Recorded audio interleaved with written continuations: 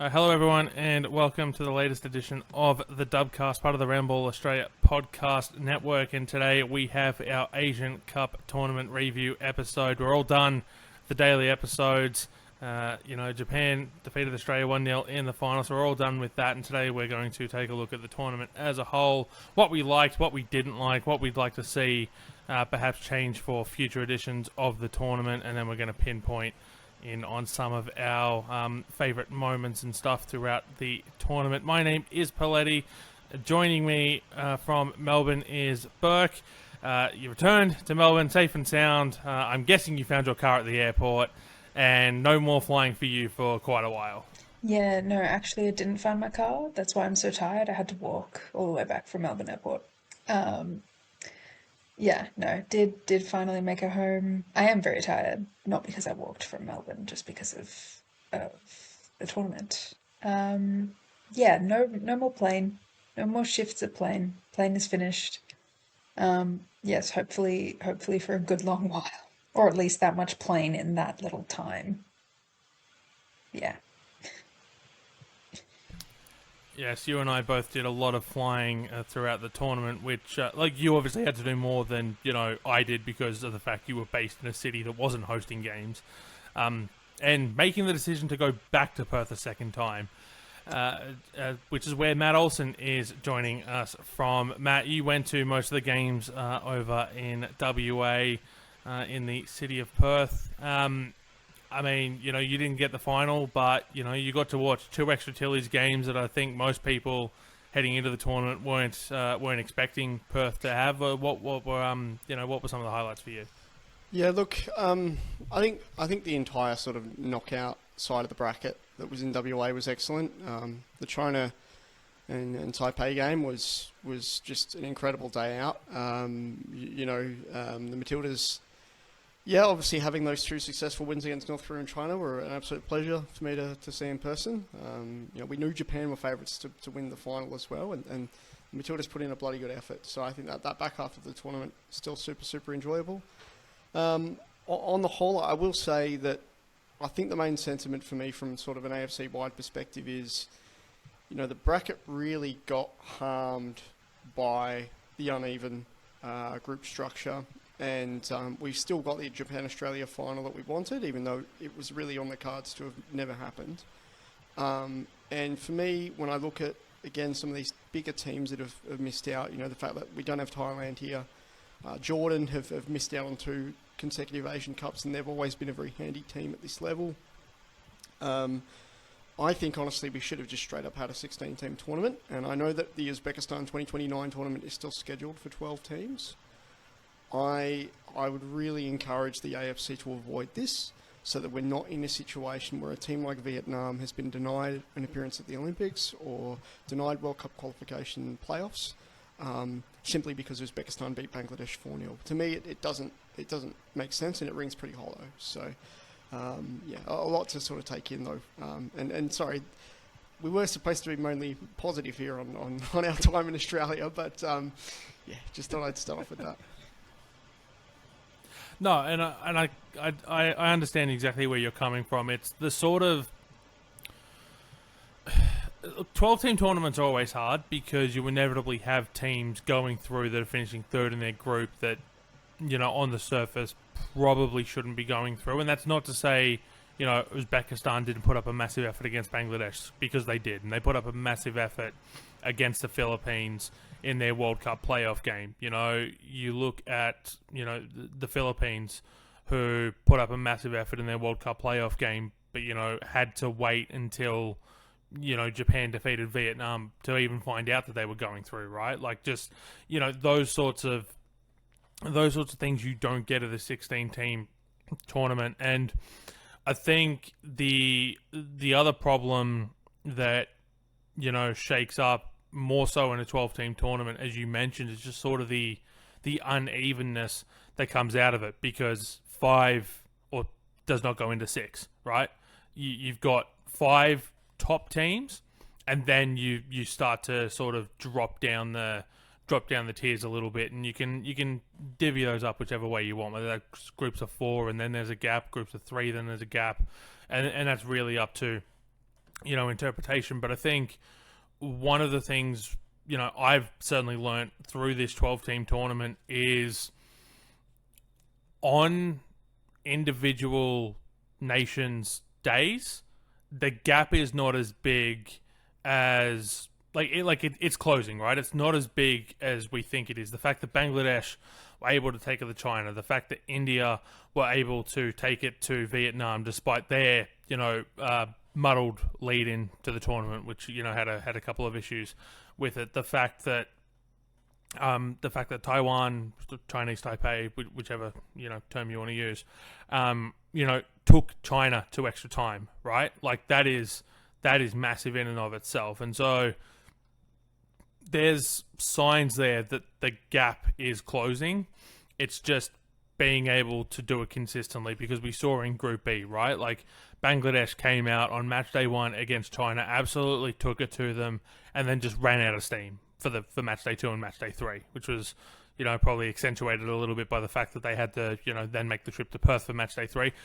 Uzbekistan had to make the same flight, so that's not maybe necessarily an excuse, but you could just see the energy starting to sap out of them. And again, same with India. You could just see the energy starting to sap away towards the back end of that game against Chinese Taipei. I think, overall, like I said, I think the gap is slowly starting to close, and, hopefully over the next few years, that only just continues to close as more and more nations, put, financial resources into their women's teams. They put more development into their women's teams, Burke. Yeah, for sure. I definitely agree, in that it should be expanded as a tournament. Like it should be much larger. It should have at least 16 teams. Is 16 the amount that they have for the men's? Oh, that is a good question. Moved from 16 to 24 in 2019. So okay, yeah, it should absolutely be at 16. I don't know if we're ready for 24, but it should definitely be at 16. Even just for the case of making the brackets more even, if nothing else. Yeah, I think overall the tournament was great. I got to see lots of incredible football. I think everyone got to see lots of incredible football, regardless of like what major like hosting city you were in. Everyone had a really good spread of really quality games. Yeah. But yeah, I definitely hope in the future we get bigger tournaments, because we deserve it. These nations that Matt has mentioned should be there, and teams like Vietnam should be, able to push for qualification into the World Cup. Obviously, it'll be very different next time, because it won't actually be World Cup qualifications, because we'll have a separate tournament for that as well, which will definitely, I think, I've said it in another episode ages before, it'll definitely change the way everyone approaches the tournament, because you won't have to be thinking about the World Cup at all. You're just going to be thinking about this trophy. So, in a way, some of the changes that you may want to see don't necessarily have to be made, because they're going to naturally be resolved, if that makes sense.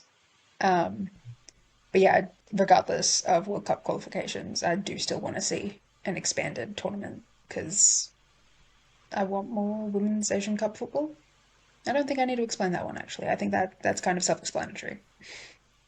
It's also really, an easier way to just further development for some of these nations, right? As you give them that expanded opportunity to qualify and compete, for continental silverware. I mean, taking World Cup qualification away from the Asian Cup, maybe that means the Philippines don't come out and just absolutely park the bus against the Matildas for 90 minutes. And okay, like, I know, the last time that Mark Torcaso tried to play free-flowing, expansive football against the Matildas. They got absolutely romped in Perth. But, maybe they can try things a little bit more. It's like, okay, let's park the bus for 70 minutes. Let's keep it at 1-0, and then we can sort of open up a little bit to try and get a point, right? And, that might very well change. I mean, it wouldn't have changed who they ended up drawing in the knockout stages, but it might give them a little bit more confidence heading into the knockout stages. And it's like, well, okay, we got points against 2 of the 3 teams in our group. Who's to say we can't go out and play a little bit better against Japan? And again, don't have to necessarily park the bus for 45 minutes and, try to get to halftime at 0-0. Maybe we can go and jag an early goal and try to play different ways in that scenario. So I like the idea of that. As someone who was on the Gold Coast for those World Cup playoff games, the last of the World Cup playoff games at an Asian Cup, they were fantastic games of football. I enjoyed them, but yeah, I think having, the fact that all 4 of those sides lost those quarterfinal matches, you're out of the tournament. You've then got to get yourself back up to try to qualify for a World Cup 4 days later. That's going to be a difficult task. I'd also just like to point out that if we look at teams that have previously qualified for Asian Cups, Myanmar had their terrible loss to Bangladesh that I kind of didn't shut up about in the build-up to the tournament. But Myanmar were a team that were at 3 or 4 consecutive Asian Cups and then had an opportunity taken away from them. So you're actually bang on with the analysis around the development. How does a country like that then move on for the next 8 years without the major tournament and with no, the ASEAN Cup? We're fortunate in this region that the ASEAN Cup is a very, very big deal, no matter who's playing and no matter the context. But without that, really, Myanmar would just about have gone 8 years without any meaningful games because they don't have World Cup qualification and they don't have an Asian Cup. It's sort of ridiculous. And it's just, you're just blatantly taking the opportunity away. So yeah, where does the growth come from? And that for me, I think, I did worry about the golfing class, and I was there for Japan's 11-0 against India. I think the issue with that was less to do with the golf really being the bigger problem there. I think more of it was to do with the fact that you were flying India and Bangladesh around this massive country of ours. And those players had, never really conditioned travelling like that before. The most travel they'd have ever done is gone from location A to location B on a bus. They wouldn't necessarily be travelling domestically to play a lot of football within what are pretty big countries, especially one the size of India, right? So I just I don't really know that there's a whole lot more to say other than the fact that it's left a huge sour taste in the mouth. And the other thing is that, World Cup qualification, I think the whole reason the AFC actively held off is that in their minds, there wasn't any financial benefit to running all these one-off games when they're not going to bring in a lot of human interest, right? The fact of the matter is, and especially from our perspective, from an Australian, a Japanese, a Chinese perspective, these teams can sell out stadiums now. So it's been quite an archaic argument for quite a while that you wouldn't have one-off qualifying games. And I think it's come a cycle too late. I would also add that to the commentary as well, just because really, again, the Matildas boom, maybe even sort of prior to the World Cup, when we look at, again, them winning the Tournament of Champions in 2017, they weren't mainstream, but people knew who the Matildas were around that time. When Sam Kerr started going viral with the backflips and things like that in the late 2010s, that's when women's football really started to take off in this country. So I feel like they've had to really scramble to get their things together, the AFC, and I think it's come too late.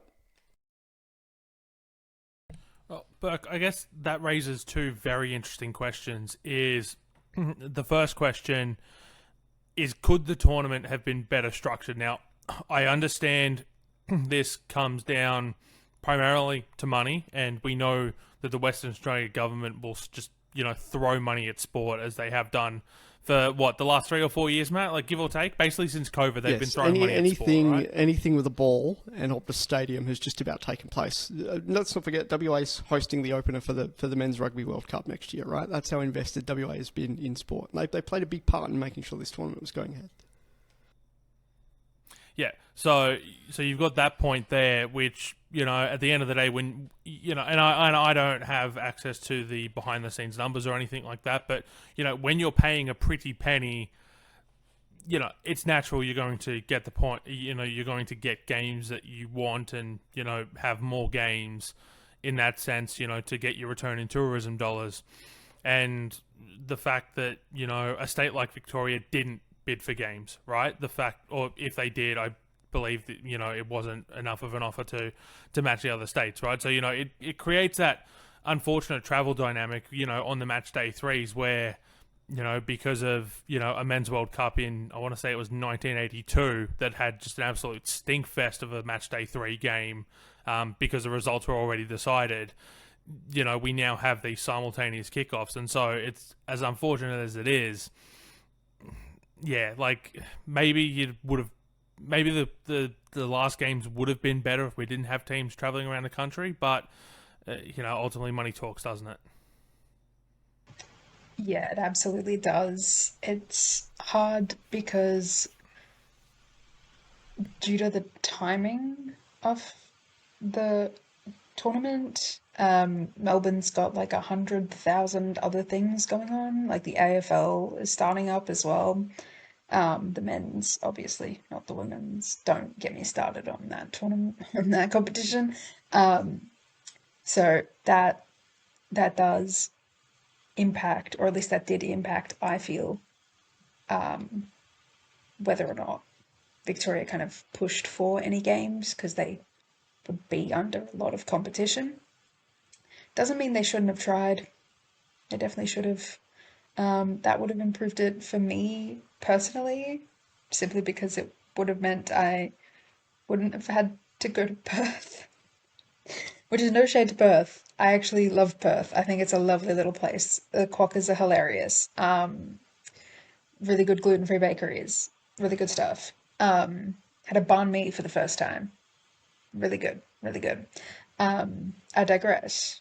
Perth, lovely. I really wish Melbourne had have Sorry, had sorry, what does games. banh mi have to do with WA? I've never had one You can't before. I have banh have mi in celiac Victoria. disease.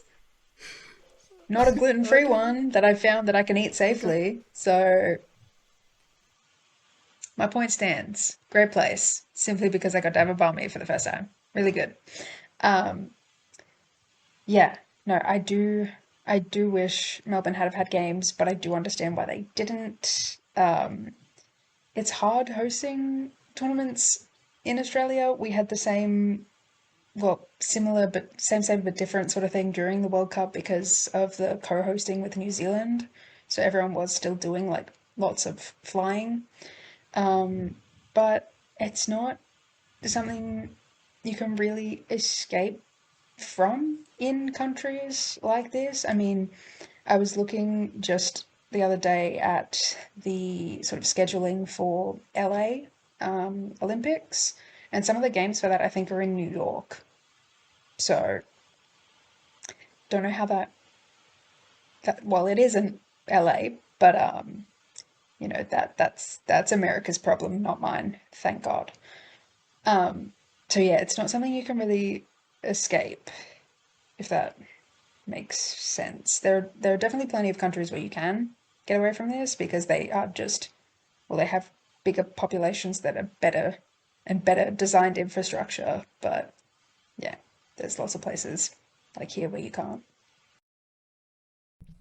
Yeah, and that is, you know, somewhat unfortunate. And the second question I wanted to raise on from what Matt said is, you know, on it being a cycle too late. And I think, look, we know that FIFA are continuously expanding the prize money for the World Cup, which for these like, I mean, this tournament, you know, sort of kept the old pay structure. So, you know, a lot of teams missed out on even getting anything. A lot of them came basically paid to play at this tournament and qualify for the World Cup, which was, you know, I mean, let's not go into that. I think there are people far more educated who can touch on that with a lot more nuance that it deserves.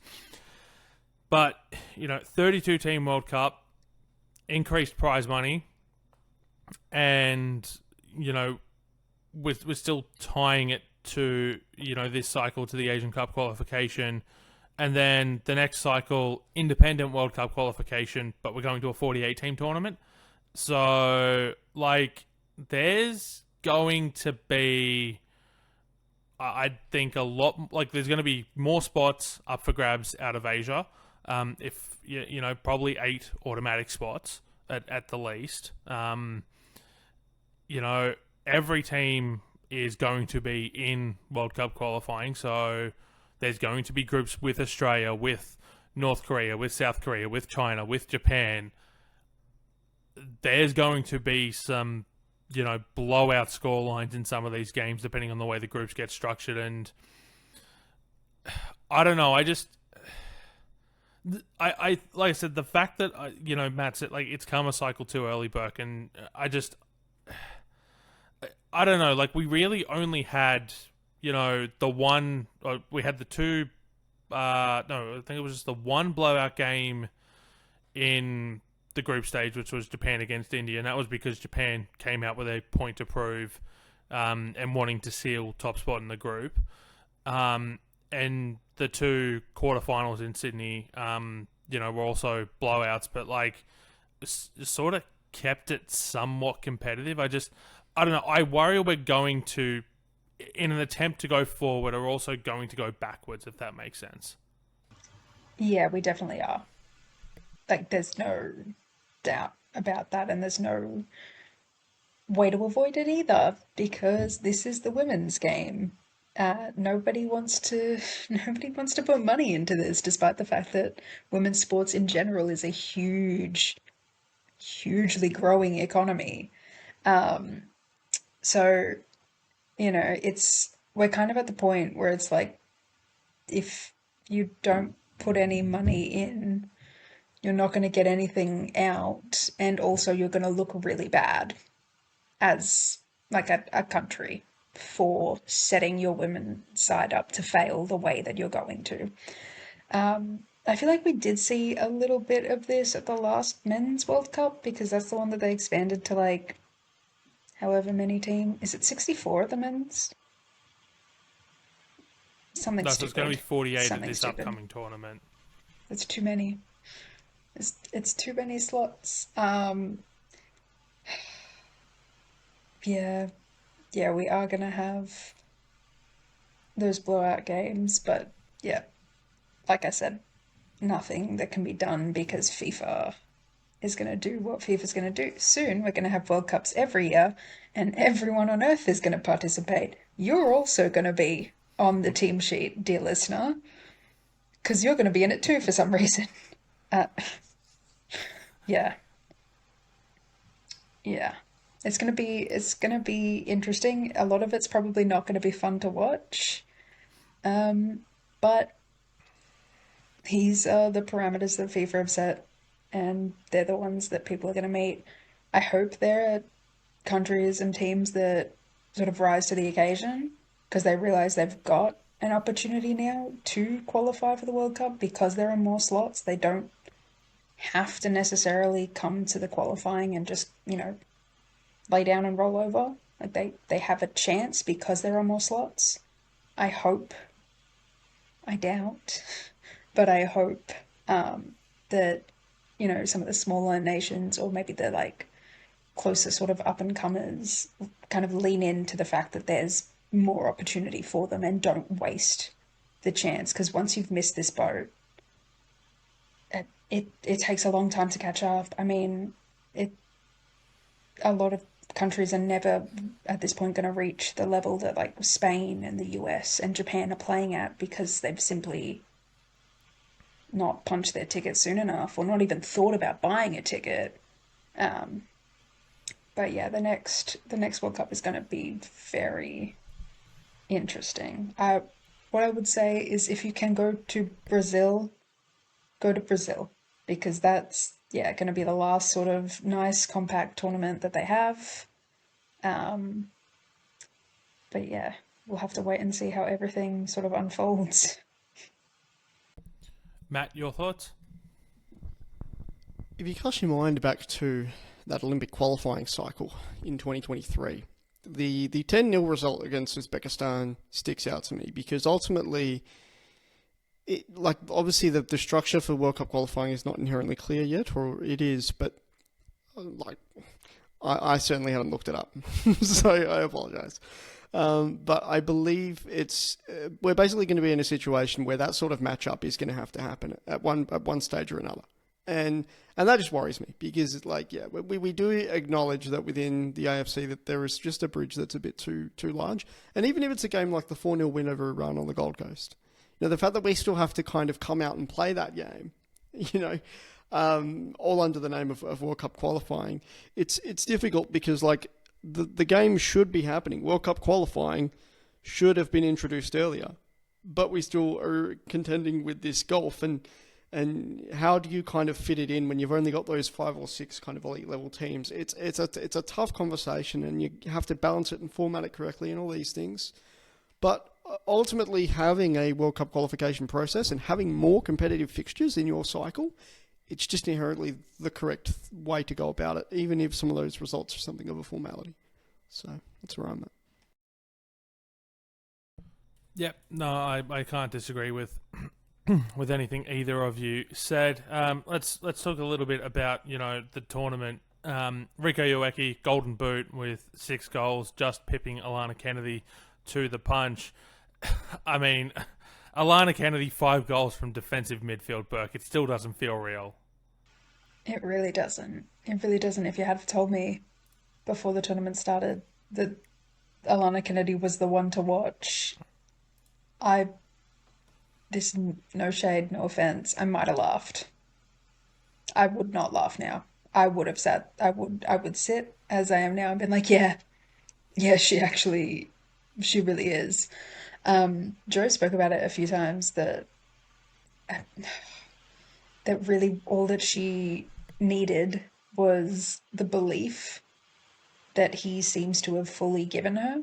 And I rate that. That's awesome.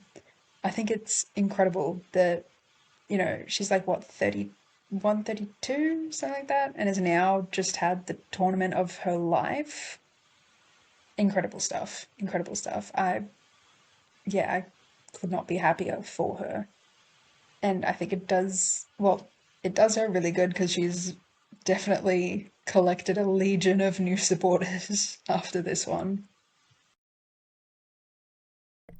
She has indeed. Matt, on Japan, the eventual tournament champions, 13 different goal scorers.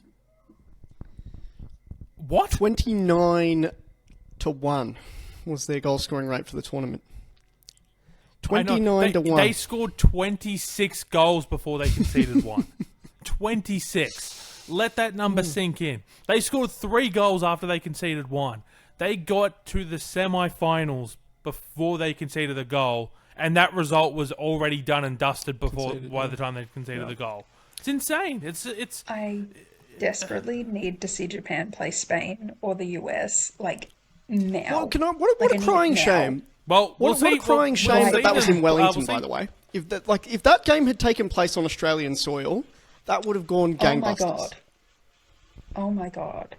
But I need it now, right now. I need kickoff in 10 minutes. Don't you know? Do you know you have 30 minutes? Can you wait 2.5 weeks until the international window where Japan will play the USA 3 times? No, I need them right now. Get them on the plane. I mean, look, those are shaping up to be some very good games in the April international window. So hopefully there'll be a nice and easy way for us to be able to watch them in Australia, because I'd very much like to get on board behind those games. But so we're going to hone in on some specific categories for the next part of this discussion. Burke, I'll come to you first. Your favourite moment of the tournament? Favourite moment of the tournament? I'm guessing we're keeping this football related, so I can't just say it was all the really good food I got to eat, because that was up there. No, my favourite moment of the tournament, I think it was the goal that Sam Kerr scored in Perth, where she celebrated. I can't remember. I'm sorry. I've watched so many games. I can't even remember who it was against. It might have been against China. And she It was against China. and she Yes, jumped up on it was that. the signboards to like celebrate. No, that was North Korea at HBF Park. Oh, that was the North Korea game, was it? Have I There got we them go. confused as well? I'm sorry. I've seen so many footballs move around. I've seen so many planes go past. I have, like, my brain is still possibly maybe in Sydney. But yeah, there was something about that goal and something about that celebration that just really hit for me. Really hit for me. But I also made a shout out to Caitlin Torpy, who had like an insane tournament run, especially considering she worked her way in from the bench and from just being sort of a training player. I thought she was massive, and I'm really, really excited to see more of her on the national stage. I fear you may have jumped ahead just a little bit there in terms of what's to come next, but that's okay. That's okay. Matt, your favourite moment of the tournament? Yeah, has to be the multiple times I came out with a very sweeping statement and got the Shaq, I'm unfamiliar with your game treatment. Happened about 4 times on the podcast. So that definitely stands out. And my sincerest, like I can't apologise enough to the Chinese Type A national team. You know, I saw them come over to Perth for that Olympics qualifying cycle. I thought they were rubbish in front of goal. They turned out on a 41-degree day. They then turned out in a quarter-final against their bitter rivals. Like, what else can you say? Just so phenomenal, and unfortunately got their asses kicked by North Korea in the playoff. But that happens. They get to go to the interconfederational playoffs for a second time in this kind of current guise that they've got, and I do wish them a lot of success. But I'd probably just say the honour of seeing, especially in this geopolitical climate, and especially with some of the very unique things I saw, an installed security camera in the shed, being approached by a politician to ask about chants I'd heard. It was very, very strange to witness that game, and what a personal honour to be like, yeah, I was there that time China and Taiwan played in an Asian Cup quarterfinal. Very, very cool. And probably worthy of a bit of a write-up, to be honest. I know obviously I'm doing my bit for Round Ball Australia this week with the World Cup playoffs on. We've got Graham Arnold, and we've got the Socceroos opponents being found out. So I might actually take that time to do a little write-up on you know, personally experiencing something like that behind the scenes. If I could also just touch on, again, just like Australia falling in love with this team again. I just think it was awesome. I did worry that the market had been oversaturated, and don't get me wrong, WA needs a Tilly's detox. It really does, because we had the Panama and Slovenia games in the lead up to this. The Olympics qualification was all held here, and now the bulk of this Asian Cup. Rita Saffioti, I know it's a fun thing to spend money on, but I'm just going to come out and say it. Actually, just don't bother. I know we all love Sam Kerr. It's just that 35,000 as an attendance figure for the semi-final stings a little bit, but I don't blame people when they've literally had 1,000,001 chances to see this team already, and a bit of that magic has kind of lapsed. So, sorry, I was actually going to make a positive statement here. Seeing the country rally around the girls again, and still seeing, like, you could go to a pub in like a suburb that's 30 minutes out of Perth, and you can guarantee the Asian Cup would have been on TV. So to just seeing that engagement with the tournament was very, very special. Being around people like my sister, who she's an absolute closet fan, but obviously is all about, I love seeing the girls do well kind of thing. She came over and was talking to me about it, and it's just like, that always makes me pinch myself, knowing that she really doesn't give a toss about sport, but is all engaged when the Tillies are involved, and that kind of cultural impact, we just couldn't beat that. And had we gone on, it is a bit of a shame as well.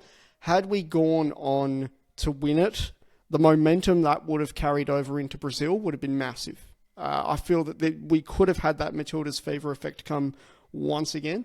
Having lost it and having now, missed out on a World Cup final on home soil and missed out on the Asian Cup, it stings for a lot of people. I think, yeah, there is going to just be a bit of that, let's it's not you, it's me kind of thing where we drift apart a little bit. But come World Cup time, the country will be in love again, and I just can't wait to see more of that vibe carry on, and just have this game that we love be so prominent in the country's mainstream discourse. Yeah, no, I completely agree there. Look, my favourite moment of the tournament is it was Manisha's goal, right? Against Chinese Taipei. Just an absolute rocket of a free kick that, look, the moment was probably dulled just a little bit by the fact that, it had to be checked by VAR because it wasn't awarded at the time. Like, had it been awarded, initially you get the celebrations and then maybe it dies off a little bit with the VAR check, but you get that viral moment of, Manisha, who's already 20 meters away from the rest of her teammates, invoking memories of Shane Warne's 700th wicket where, you're not catching him as he makes his way around the G, right? Like, that's the sort of celebration you could have had. And instead, you've got all the Indian players just, going, like, making the TV signal with their hands, sort of dampens that moment a little bit. I will say honourable mention has to go to one specific moment of play in the Bangladesh-China game where Bangladesh got on the counter-attack and damn nearly had the opening goal of that game were it not for a fingertip save for the goalkeeper. Would have changed the entire complexion of Group B. Being there, having a look at that live, was definitely a moment worth mentioning as well. I'll take this opportunity here because we're going to have a little bit of a video note here from Kevin Sangster, who's going to give his thoughts on not only his favourite moment of the tournament, but all of the categories we've got coming up, which include least favourite moment, biggest surprise, and overall thoughts on the tournament. So we'll play that for you now. Hi everyone, I just thought I'd give my thoughts on the recent AFC Women's Asian Cup, which has been held in Australia over the last few weeks. Here are my favourite moments and things we've learnt from the tournament. So my favourite one, there were many, but India's Samfida Nongrum scoring in the first group game against Vietnam, after coming on as a sub to make her debut for the country, has to be up there. The joy on her face was heartwarming, especially as she was actually the first female player from her region of India to earn a senior cap, apparently. So well done. Least favourite moment has to be North Korea, refusing to continue the first half of their group game against China after the Chinese scored a go-ahead goal at the end of that half. It's bad form, but they do have previous at this, apparently. The biggest surprise from a team point of view was also North Korea, but this time in a positive light. Although they were ranked highly at the FIFA rankings, they barely played in the run-up to the tournament, so very few of us knew what to expect from them. They gave Australia a real fright in the quarterfinals, and look out for them at the World Cup next year. The biggest surprise from a player point of view has to be Alana Kennedy of Australia. 5 goals from defensive midfield, a position she hasn't really played that much for Australia because she's mainly been a centre-back for the national team. That probably wasn't on anyone's bingo card at the start of the tournament. An outstanding effort from the Sydney-sider. And finally, just a few thoughts on the tournament as a whole. I thought it was a great success, and it was brilliant to see Stadium Australia practically sold out for the final. Brought back memories of the World Cup in Australia in 2023, and let's hope that the women's game gets a similar boost. Japan were seriously impressive throughout, though, and look to be a contender at next year's World Cup, alongside the big four of the USA, Spain, England and Germany. They're now up to 5th in the revised FIFA rankings, by the way. And finally, it's worth noting that here in Europe, where I am at the moment, the tournament barely registered on the radar, which was pretty disappointing. Most football people I spoke to didn't even know it was on, although the final did get some coverage. Great idea by AFC to show the games live on YouTube, by the way, especially for me, which was pretty handy.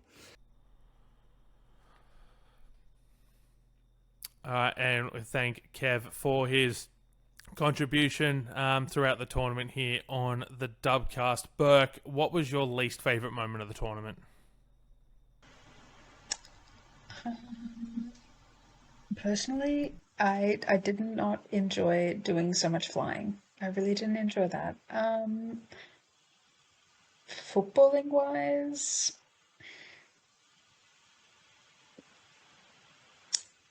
and least favorite. It like the obvious is to say losing the final, isn't it? Like that sucked. I hated that. Um, it was one of the better ways to lose, though, I will say. Like the goal was, you can't deny something like that, and Japan is such a quality team that you can't. And like we only lost 1-0. Like it wasn't like we got smacked.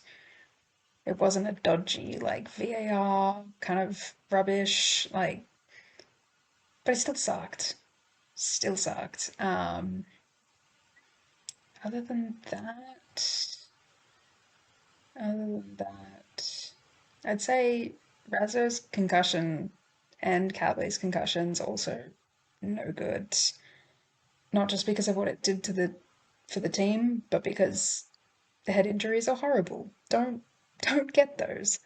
Um, yeah, I think those points were pretty low for me. The other obvious one that's gonna drag us into a lot is everything that happened surrounding Iran's women's team. Uh, yeah, a lot has been said about that. The whole situation, horrible. There was no winning for anyone in the situation, regardless of what happened, whether they sought asylum in Australia or whether they've gone back. Um, I wish all the best for all of those players because they came here to play a football tournament and were turned into political pawns, whether or not, like, regardless of what the results of their games were.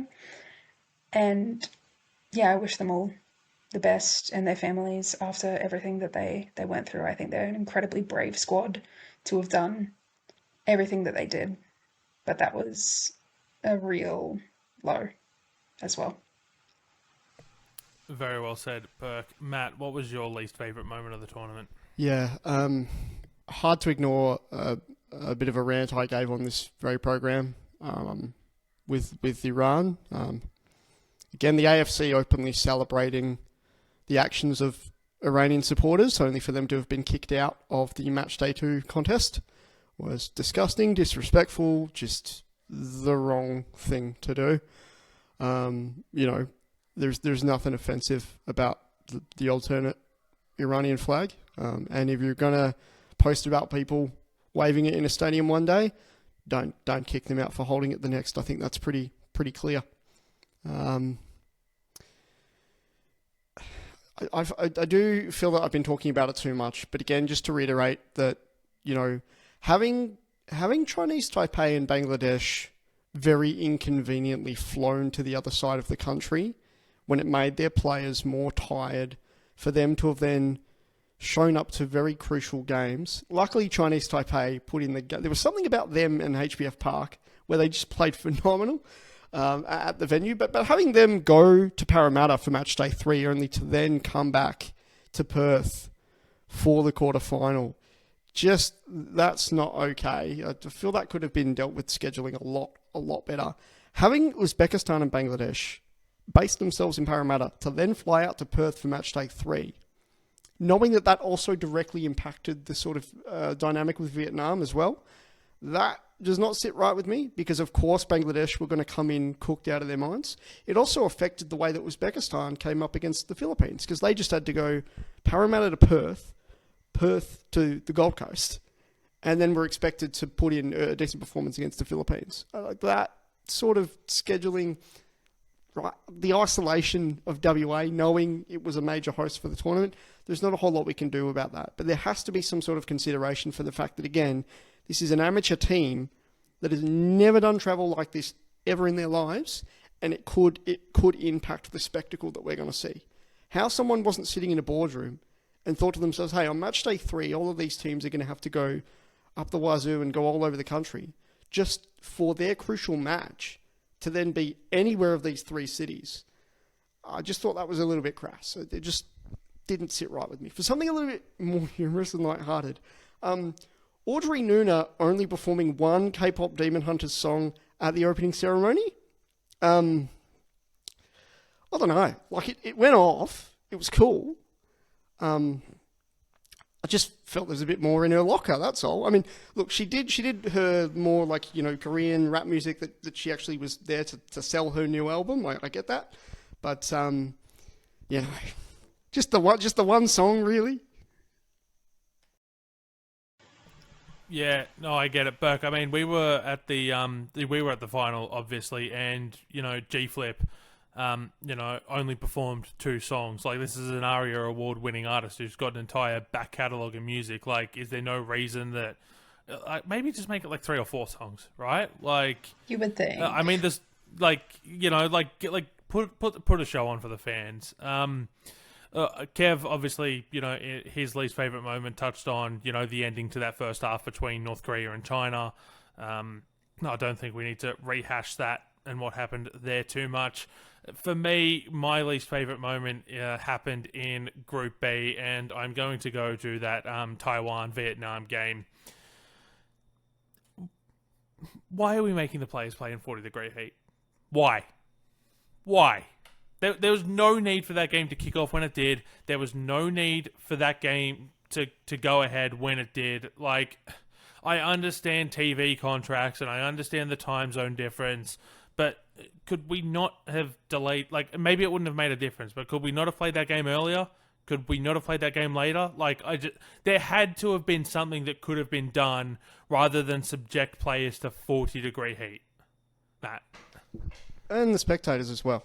There was 1,300 Vietnam fans that showed up, ultimately to see their team's World Cup hopes be really eliminated there and then by that performance. So, from my perspective, there's a lot to answer for, and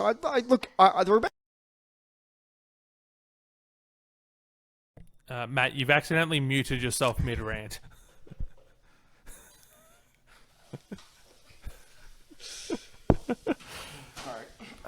That's passion, folks. That's passion right there. He doesn't want to hear his own ranting. Subconsciously, he doesn't even want to. Okay, where do I start with that again?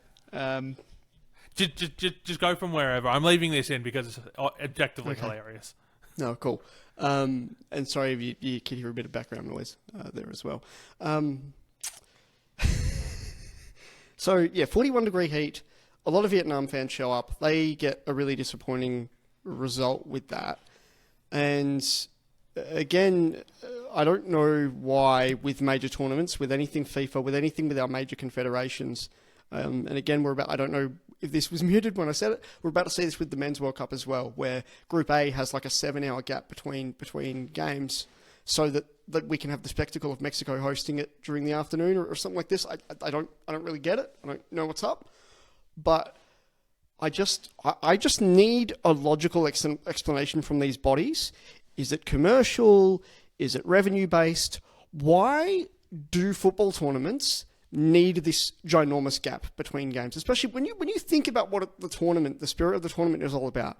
You get your mates around, you have some drinks, you have some fun, and you watch game after game after game after game after game after game after game. When you have to sit through, 2 or 3 hours of, because especially with Paramount Plus being an on-demand service, we don't get a lot of filler content. We don't get replays and highlights. We don't get a 24/7 channel that we can actively sit there and watch as well. So we literally get this buffer, and it's like we've got an hour of basically just scrolling on our phone, waiting for the coverage to kind of kick off again. And that just did not sit right with me. Again, this goes back to the fact that it was a 12-team tournament as opposed to 16. If that time was being able to be filled by, hey, today's going to be a quadruple header, I'm obviously all for that. The fact that we were only having those 2 games per city per day literally meant when I was with a friend and we did that 41 degree day. We obviously did the back-to-back. We ended up going back to the CBD to go to a pub where the owner knows the football supporters really well. It's like a Perth Glory kind of pub. And we literally, it was like when you walked in there, it was like they had the opening round of the NRL and stuff like that on the TV. There was nothing football-related they could put on. There was nothing Asian Cup. It just really sucked. And then, of course, we've gone from 41-degree heat, albeit a very cool upset. You're walking around in that heat in the city, and it's just like, where's the tournament atmosphere here? There isn't one, right? And then, of course, we rock up at 7 p.m. to see an 11-0 thrashing as well. All things considered, it was a very, very unique day at the office. But yeah, totally agreed. A bit of the Fremantle Doctor had come in as well, and if it was even like a 3 p.m. or 4 p.m. game, it would have been a lot better. And who knows, Vietnam probably could have showed up a lot better as well, you know. So yeah, I do have to pose that question to football's governing bodies. Just why exactly did we need 6 hours between games? Yeah, I mean, look, I understand. I'm coming at this from a privileged position of having been at the stadium for the games that I attended, right? But I mean, a 1 p.m. local time kickoff into a roughly 3 p.m. finish, go into press conferences. Those are done by 3:45 ish. I've got 3 hours to kill. What am I supposed to do for 3 hours? I mean, work, absolutely. And like on the Gold Coast, it worked out because I was able to go and check into my hotel and stuff like that. But like there are games in Parramatta where I was literally just standing around twiddling my thumbs for 3 hours, right? Like what do I do? There's nothing to do here because there's just such a massive gap between games. So it just, yeah, it was disappointing to have to deal with on that front. Burke, what was your biggest surprise in terms of team? I mean, I expected Japan to be good. I don't know if I expected them to do all of that. That was pretty surprising. I was also pleasantly surprised by Uzbekistan, I feel. I think they had a really good showing.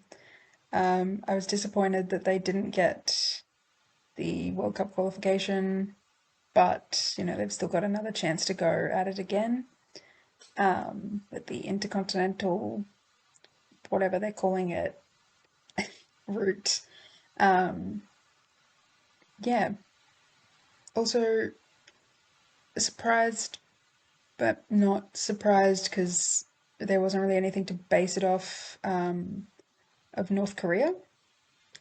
Because, again, I knew they would be good. I didn't know they'd be like that, but also I don't have anything to base that off. So...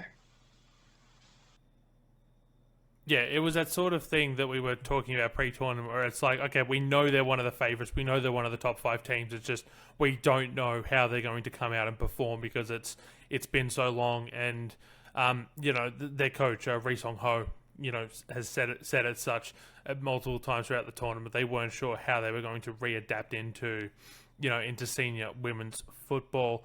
Matt, what was your biggest surprise in terms of team throughout the tournament? Yeah, I'm a bit of a broken record on Taipei. Let me very quickly move the needle to another Shaka-fied team that caught me by surprise. South Korea. So I came out with one of my bold hot takes and decided to say that there was an older squad on paper and there was a more domestic-based team on paper. And my verdict was that they've lost a peg and they're not going to be as effective. Now, they did get thrashed by Japan, but Japan to Japan. Okay? Outside of that, they could have easily been a finalist. They were phenomenal against the Matildas. At every time of asking, they really got the tempo going. They played really hot on their feet. And both Koreas were just undone by the draw. South Korea naturally having to play Japan in a semi-final was always going to be their undoing. North Korea having to play the Matildas in a quarterfinal, one that they dominated. That was obviously going to be quite the occasion for them, right? So South Korea, I feel like, and especially it ended up being swept aside fairly quickly. But the whole KFA dispute with incessant misogyny that's been going on in South Korean women's football, that very quickly faded as a talking point. And it's because they were just so bloody good. And so you have to give credit to them. Casey Fair was one girl that I highlighted, 16, 17, playing in the professional football in the US, was part of the World Cup campaign here on Aussie soil. We barely saw her because we didn't need to, because the players that had started, those Korean-based players, were absolutely phenomenal. So I give them a lot of credit, and they're a team that I'm absolutely booking in. Brazil 2027. I've got to watch a lot of that South Korea team because, my God, they were good. Yeah, I absolutely agree. Look, for me, the biggest team surprise of the tournament was Bangladesh by far. I think the fact that they were able to come out, they were able to take it to China, even if ultimately it didn't quite go the way that they would have wanted as we got towards the end of the group stage, because they sort of spent a lot of that energy. I was so impressed by so many of their players, to the point where, I posted on Twitter and Blue Sky that, like, the A-League women team should be seriously scouting this Bangladesh team, because there's just so much untapped talent here. They're all playing, domestically in Bangladesh. Peter Butler talked about the conditions that, they train in, they play in. I wrote about it for Round Ball Australia. So they have got all these things going against them.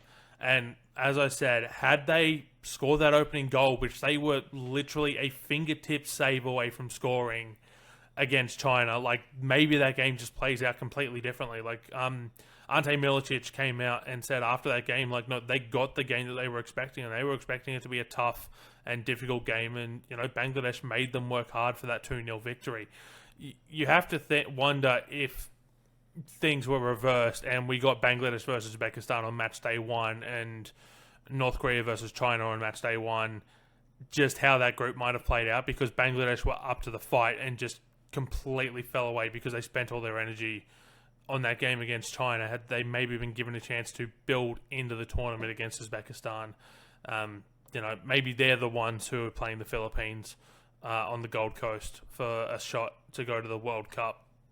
But, the way the tournament played out is the way it played out, and that will lead us into our biggest surprise in terms of player, and I'm going to go first this time because I want to stay on the Bangladesh path, and I'm going to say Ritu Chakma was my biggest surprise. Just the way that she, performed throughout this tournament. Like, that first half against China, she's one of those players I was referring to when I put that tweet out. Like, I think, she's got a bright young future ahead of her if she can just get onto the right development path.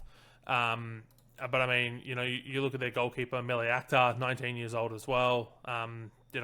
She had some amazing performances as well throughout this tournament at different points. So yeah, Ritu Chakma, for me, in terms of biggest surprise for a player with Millie Akhtar, an honourable mention there in second place. Burke, this is what I was referring to when you went into talking about Caitlin Torpey. Yeah. But your biggest surprise in terms of player? Yeah, I don't know if I was really surprised by her because I know what she's capable of. I've watched her quite a lot when she was playing for Melbourne City, so I know, like, I knew that was there. So yeah, I don't know if I was really surprised, but I was definitely very excited by the fact that now everyone else got to see what I knew she was capable of. Surprise.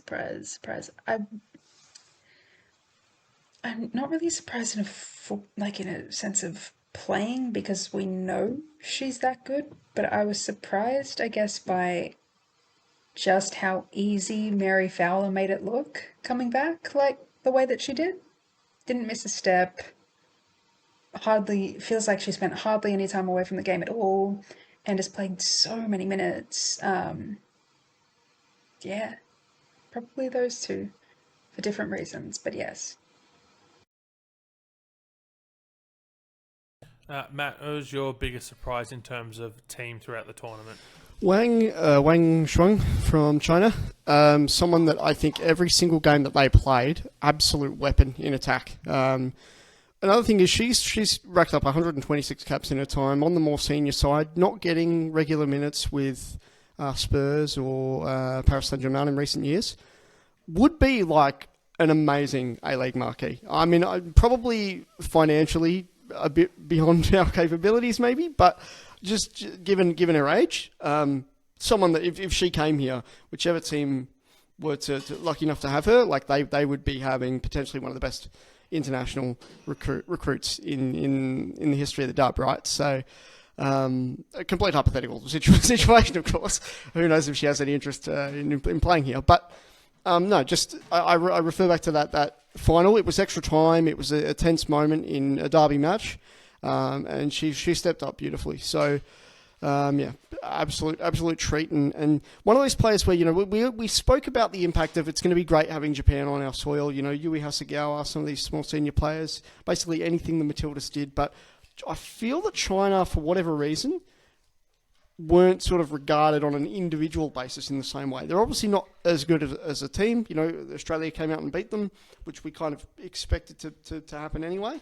But yeah, I feel on an individual level, a lot of those girls stepped up and did exactly what was expected. I think semi-finals was the ceiling for China, and they went and achieved it.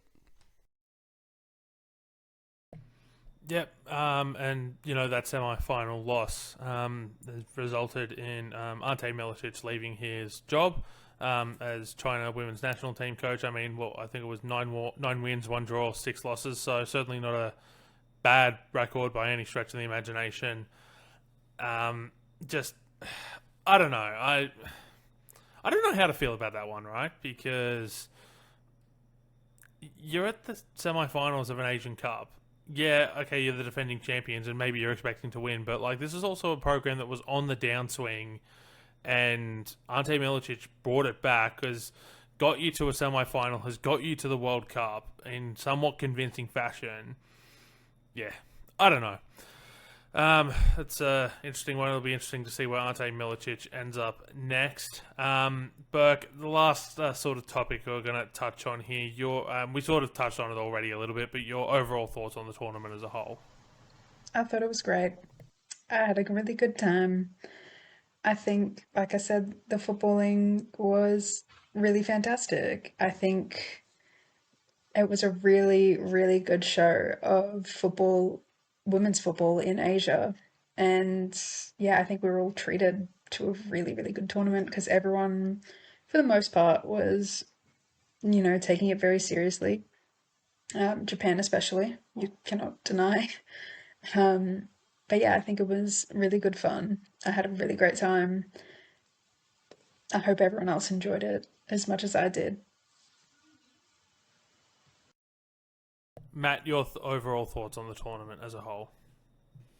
Just really beautiful to have another tournament on home soil and to have shared in that. Obviously, very fortunate in my side of the country that we did really get the bulk of the exciting action.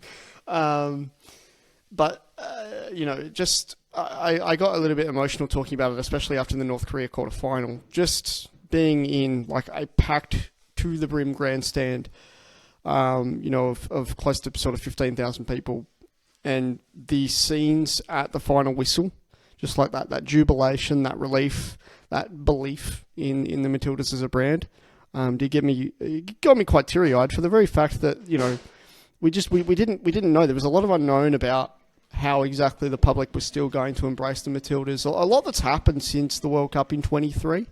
So to naturally be in that position and naturally have just shared in that love was a very beautiful thing. But I even go back to a lot of things that I witnessed, you know, during the neutral games as well. You know, the attendance that came out for that China and Taiwan quarterfinal was very special.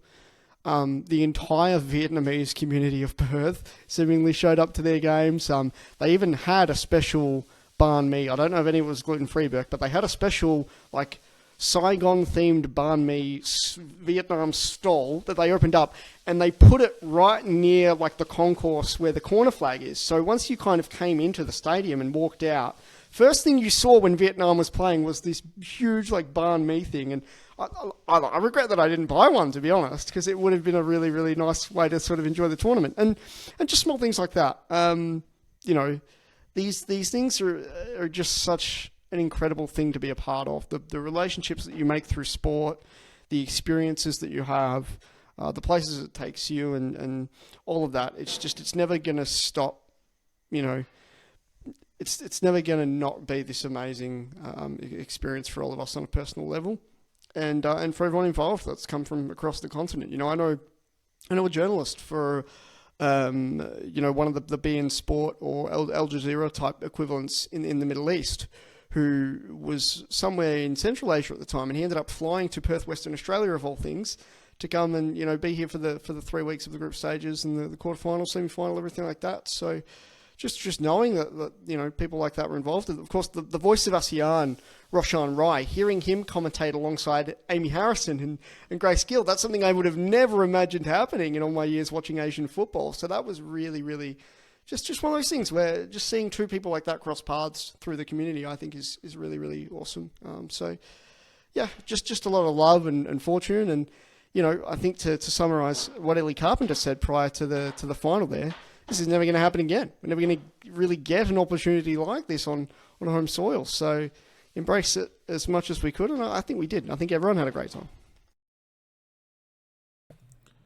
Yeah, I certainly had a great time. Look, I thought, the tournament was great. Like I said, I think we've touched on a couple of things that could have been done better. I mean, those 1 p.m. kickoffs in the middle of the week, right? Like, no one's turning up for Uzbekistan versus North Korea on a Tuesday afternoon, and I think some of that sort of maybe brought the tournament down a little bit, and we saw attendance grow as the tournament went on. Like that Philippines Uzbekistan World Cup playoff game, I would have loved to have seen it in front of more people, because it was a game that deserved to be in front of more than just under 2,000, I want to say.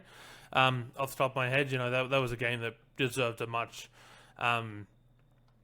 larger crowd. But look, overall, it was great. I thought, the tournament was well organized. I thought, what I liked is the opportunity to talk to coaches who I've never had the opportunity to talk to before, and will probably never have the opportunity to talk to again in, these sorts of press conference environments, right? Like, it made for some very interesting conversations, some interesting dynamics. I liked, just the traveling journalists that, traveling from wherever they're traveling in the world. Like, I don't know if I've told this story throughout the podcast. I've told it to a few different people, offline, certainly. It's the match day -1 press conference ahead of Group B starting at the Western Sydney Stadium in Parramatta. I was there for the North Korea and Uzbekistan press conferences. It was myself. It was a Chinese journalist who had arrived early, and it was an AFC reporter whose name I absolutely did not catch at all throughout the tournament, despite the fact we were in the same city for basically the entire tournament. So my apologies to her. She was an absolutely lovely lady, to talk with and engage with throughout the tournament. And it was just the three of us in the room. And then those two press conferences end, and they're setting up for the China versus Bangladesh press conference. And there's just this stream of Bangladeshi journalists who come into the room, like 15 of them, and they're all talking and they're all having a fun time, and they're all trying to work out where they're going to sit to make sure they can get in the best spot possible to film content and ask the questions of Peter Butler and whatnot. And I just, for a country like Bangladesh that, Matt and you and I touched on this a bit pre-tournament as well, we weren't expecting them to do much. They're coming here with, very low expectations, and yet they still brought an entire traveling press pack, which is absolutely mental. Like, there were, I know Japan brought a little bit of a press pack with it as well, but, there wasn't, a massive contingent of traveling South Korean journalists. There wasn't a massive contingent of traveling, journalists from the Philippines, right? Like, these are, for a team like Bangladesh to bring arguably the largest press contingent, I think, just speaks to, how the fact that this was their first ever tournament, how seriously they took it. And, for me, that's just a wonderful thing I'm never going to forget. South Asia needs to just simply do better at football. People, like, if in our lifetimes India or Bangladesh make a senior men's World Cup, the entire continent might, self-combust. Just the cultural impact that would have would just be phenomenal. What I think is more sort of pertinent in seeing those scenes is the fact that it was for the women's team. How impactful that the women's national team of Bangladesh can put the country on notice. Like that, I don't think culturally, as a bunch of Westerners here on the panel, I don't think we can just appreciate the significance and the gravity of that personally. You know, I think of even seeing the Vietnam-India game here in Perth. When they decided to do this weird online trend of like filming any supporters they could find in the stadium whenever a team scored a goal or whenever they just wanted to hype up teams that were competing at the tournament. I'll never forget when India scored the equaliser against Vietnam. The social post was this guy decked head to toe in his cricket jersey, standing there amongst this massive pack of Vietnam fans, and he's just giving them the shh like that, as if to say, you know, shut up, we've scored now. And that for me just lives in my head, because it's just this random Indian bloke who's clearly gone, hey, I live here in this city. My national team is playing. Male or female, my national team is playing. And it's gone out and supported them, you know, on a personal level. So I just think that's massive. And again, South Asia and football, it's a very toxic and it's a very long and complex relationship. But if that potential was ever really unlocked, we're seeing it firsthand here. I am critical, though, of Bangladesh quite a lot, simply because them knocking a team like Myanmar out gave us less of an exciting tournament. And I think that their FA should have stood up and said, can we play match day 3 on the East Coast? Because really that travel to Perth from Parramatta has not only impacted them and their ability to show up for that contest, or even like you said, their Poletti, if they moved it to match day 1, like we would have seen a really exciting side of Bangladesh. And instead, we got this team shouldn't even be at the tournament side of Bangladesh. And that for me, kind of disappointing. Like it vindicated me in what I was saying pre-tournament, but I didn't want it to. I didn't want to sit here and go, of course Bangladesh could have easily conceded 9 on the night, you know? I don't want to be in that position. So it's just one of those things that I'm glad we all had the first-hand experience of witnessing though. And again, another magical element to the tournament. Yeah, it was indeed. And that will do for our Women's Asian Cup coverage here on the Dubcast. These episodes have just gotten longer and longer as the tournament's gone on. There's been less games to talk about, but they're just getting longer and longer. But no, look, it's been an absolute pleasure bringing this all to you. As I said after the final on Saturday when we did that episode, even if you've only been here for one episode of it, or you've been here for all 22-ish now, I think I've lost count. It's been a lot. We've absolutely appreciated having you here. I want to give a shout out in particular to Matt, who has joining me from outside grounds, I was joining him from outside grounds, trying to make the time zones and everything work. It's absolute fantastic effort there, Matt. Burke, same to you as well. I didn't get to, record as much together throughout this tournament as as we would have hoped, because navigating time zones is incredibly difficult. They just shout out as well to Jacob Stevens, to Lockie Abel, to Kevin Sangster, who popped, and I think Christian Montigan was here for an episode as well, who popped in at different points throughout the tournament to help make my job just a little bit easier. And on occasion give me the day off, which was desperately needed at a couple of different points throughout this tournament. So thank you so much for joining us. But the Dubcast doesn't stop. We'll be back on Friday to recap the last couple of weeks of the A-League Women, which resumed during the knockout stages of the AFC Women's Asian Cup. We've got Young Matilda's squad to talk about. We might have a Matilda squad to talk about by then. We don't know yet. Wellington Phoenix look like they're getting set to secure finals football for the first time ever in the A-League Women. So we've got that to talk about as well. Just so many other different storylines around the world of women's football to talk about. But for Matt Olsen, for Burke, my name is Poletti. We thank you so much once again for your company, and we'll talk to you next time.